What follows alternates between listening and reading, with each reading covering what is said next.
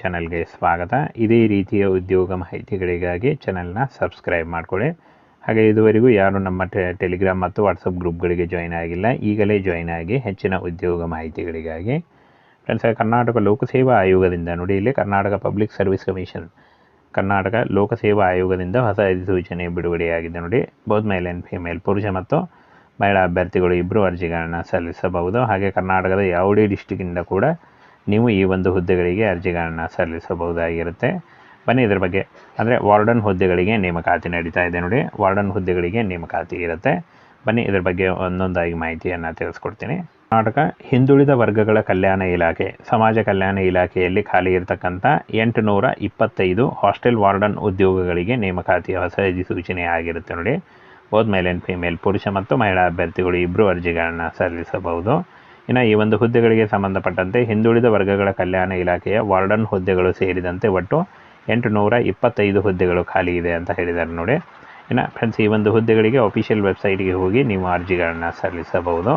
ಹಿಂದುಳಿದ ವರ್ಗಗಳ ಕಲ್ಯಾಣ ಇಲಾಖೆಯಲ್ಲಿ ನೇಮಕಾತಿ ಇರುತ್ತೆ. ಹುದ್ದೆಗಳ ವಿವರ, ವಿದ್ಯಾರ್ಹತೆ, ವಯೋಮಿತಿ, ಅನುಭವ, ವೇತನ ಶ್ರೇಣಿ, ಆಯ್ಕೆ ವಿಧಾನ, ಇದರ ಬಗ್ಗೆ ಸಂಪೂರ್ಣ ಮಾಹಿತಿ ವಿಡಿಯೋದಲ್ಲಿರುತ್ತೆ ನೋಡಿ. ಹಿಂದುಳಿದ ವರ್ಗಗಳ ಕಲ್ಯಾಣ ಇಲಾಖೆಯಿಂದ ನೇಮಕಾತಿಯಾಗಿರುತ್ತೆ. ಆಯ್ಕೆಯ ಪ್ರಾಧಿಕಾರ ಕರ್ನಾಟಕ ಲೋಕಸೇವಾ ಆಯೋಗ. ಹುದ್ದೆಗಳು ನೋಡಿ, ವಾರ್ಡನ್ ಹಾಗೂ ಇತರೆ ಉದ್ಯೋಗಗಳಿದ್ದಾವೆ. ಇನ್ನು ಫ್ರೆಂಡ್ಸ್, ಈ ಒಂದು ಹುದ್ದೆಗಳಿಗೆ ಅರ್ಜಿ ಸಲ್ಲಿಸುವಂಥ ಅಭ್ಯರ್ಥಿಗಳಿಗೆ 825 ಹುದ್ದೆಗಳಿದ್ದಾವೆ ನೋಡಿ. ಇದರಲ್ಲಿ ಆಯ್ಕೆ ಮಾಡಿಕೊಂಡು ನೀವು ಅರ್ಜಿಗಳನ್ನು ಸಲ್ಲಿಸಬಹುದು. ಹಾಸ್ಟೆಲ್ ವಾರ್ಡನ್ 150 ಹುದ್ದೆಗಳು, ಅಡುಗೆಯವರು 300 ಹುದ್ದೆಗಳು, ಅಡುಗೆ ಸಹಾಯಕರು 300 ಹುದ್ದೆ, ರಾತ್ರಿ ಕಾವಲುಗಾರ 75 ಹುದ್ದೆಗಳಿದ್ದಾವೆ ನೋಡಿ. ಇಷ್ಟೊಂದು ಹುದ್ದೆಗಳಿದ್ದಾವೆ. ಈ ಒಂದು ಹುದ್ದೆಗಳಿಗೆ ಆಯ್ಕೆ ಮಾಡಿಕೊಂಡು ನೀವು ಅರ್ಜಿಗಳನ್ನು ಸಲ್ಲಿಸಬಹುದು.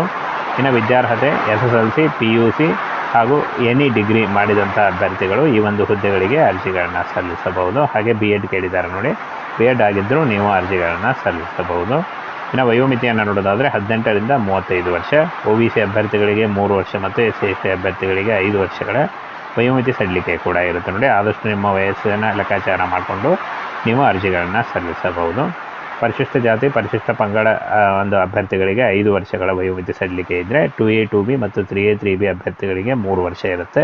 ವಿಕಲಚೇತನ ಅಭ್ಯರ್ಥಿಗಳಿಗೆ 10 ವರ್ಷಗಳ ವಯೋಮಿತಿ ಸಡಿಲಿಕೆ ಕೂಡ ಇರುತ್ತೆ ನೋಡಿ. ವೇತನ ಶ್ರೇಣಿ 30,000ದಿಂದ 60,000ವರೆಗೆ ಪರ್ ಮಂತ್ ಸ್ಯಾಲ್ರಿ ಆಗಿರುತ್ತೆ ನೋಡಿ. ಇದು ಜಾಸ್ತಿ ಕೂಡ ಆಗ್ತಾ ಹೋಗುತ್ತೆ. ಇನ್ನು ಆಯ್ಕೆ ವಿಧಾನವನ್ನು ನೋಡೋದಾದರೆ ಸ್ಪರ್ಧಾತ್ಮಕ ಪರೀಕ್ಷೆಯಲ್ಲಿ ಪಡೆದಿರುವ ಅಂಕಗಳ ಮೂಲಕ ಆಯ್ಕೆಯನ್ನು ಮಾಡಿಕೊಳ್ಳಲಾಗುತ್ತೆ ಅಂತ ಹೇಳಿದ್ದಾರೆ. ಇನ್ನು ಅರ್ಜಿ ಸಲ್ಲಿಕೆ ಈ ಒಂದು ಅಫಿಷಿಯಲ್ ವೆಬ್ಸೈಟಿಗೆ ಹೋಗಿ ನೀವು ಅರ್ಜಿಗಳನ್ನು ಸಲ್ಲಿಸಬಹುದಾಗಿರುತ್ತೆ. ಇನ್ನೇನು ಕೆಲವೇ ದಿನಗಳಲ್ಲಿ ಈ ಒಂದು ಹುದ್ದೆಗಳಿಗೆ ಅರ್ಜಿ ಸಲ್ಲಿಕೆ ಶುರುವಾಗುತ್ತೆ ಆನ್ಲೈನ್ ಮೂಲಕ.